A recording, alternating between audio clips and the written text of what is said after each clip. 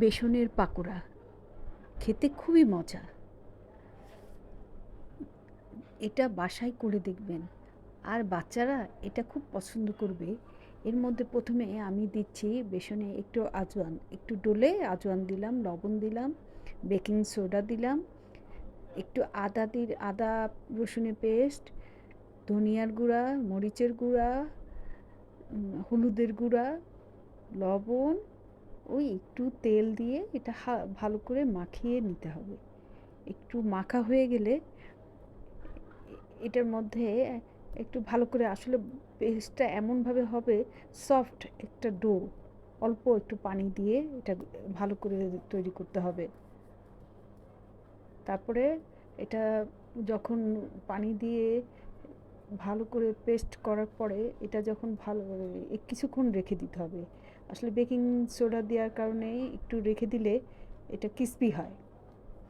হ্যাঁ, একটু বেসনটা একটু ফুলে, হ্যাঁ, এটা ভালো করে মাখাতে হবে। আসলে এরপর আমি পালং শাক কুচি দিলাম, হ্যাঁ, কাঁচামরিচ কুচি, পেঁয়াজ কুচি,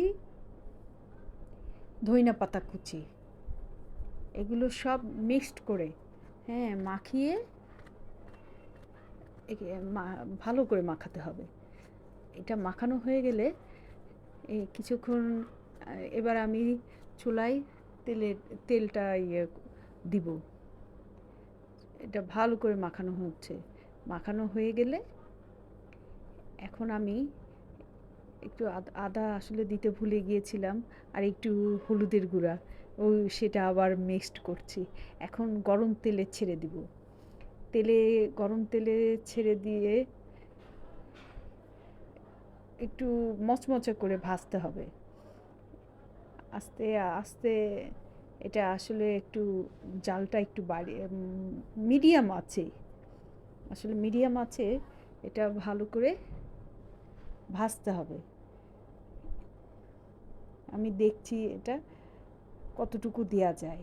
হ্যাঁ, একটু জায়গাটা তৈরি করে নিলাম, নিয়ে নেওয়া হয়ে গেলে আরও কয়েকটা দিয়ে দিলাম। একসাথে অনেকগুলো ভাজা যায়, আর আমি কিন্তু সরিষা তেল দিয়ে ভাজছি। একটা ঝাঁঝালো গন্ধ, এটা খেতে যে কী যে মজা গরম ভাতের সাথে। আপনি চাইলে বিকেলেও খেতে পারেন, স্ন্যাক্স হিসেবে খাওয়া যায়, খুবই ভালো লাগে।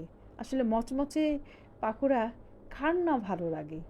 আর এই শীতে কিন্তু আসলেও এই এই পাকোড়া আপনি বাসায় অনায়াসে কিছু না থাকলেও আপনি এটা করে দিয়ে বাচ্চাদেরকে দিলে সেও পছন্দ করে খাবে। আর এর সাথে যদি আপনি একটু আলু কুচি, হ্যাঁ, বাজারে তো এখন নতুন আলু আসছে, চাইলে আপনি একটু আলু কুচিও দিতে পারেন, ভালোই লাগবে। আমি কিন্তু এর সাথে একটু আলু কুচিও দিয়েছিলাম পরে, এটা বলতে ভুলে গিয়েছি। হুম, এটা এইটা যখন আপনি সরিষা তেল দিয়ে ভাজতেছেন, এর মজা যে কত, মানে আপনি নিজে বুঝতে পারবেন না, এটা না করে খেলে আসলে বুঝবেন না এটা যে কত লোভনীয় খাবার। আর সাথে আপনার বাসায় যদি চিংড়ি মাছ থাকে, সেটাও কিন্তু আপনি এর সাথে মিক্সড করতে পারেন, ভালোই লাগবে। আর কুচনো চিংড়ি বা ছোট চিংড়ি, এই জাতীয় চিংড়িগুলো যদি থাকে তাহলে আপনারা দিতে পারেন, আসলে আরও মজা হয়ে যাবে। হ্যাঁ, বাচ্চারা তো শাক সবজি একদমই খেতে চায় না। আসলে আমি বাসায় আমার বাচ্চাদের আমি এইভাবে অনেক অনেক খাবার আমি এইভাবে তৈরি করি, যেটা ওরা পছন্দ করবে না, সেরকম খাবার যাতে পছন্দ করে সেইভাবেই আমি তৈরি করি। তাহলে এই যে ভাজা ভাজা হয়ে যাচ্ছে, আপনি যখন এই গরম ভাতের সাথে আপনার আর কিছুই লাগবে না, যখন এটা খাবেন তখনই বুঝবেন এটার আসল টেস্ট। ঠিক আছে, এখন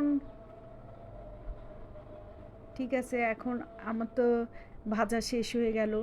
হুম।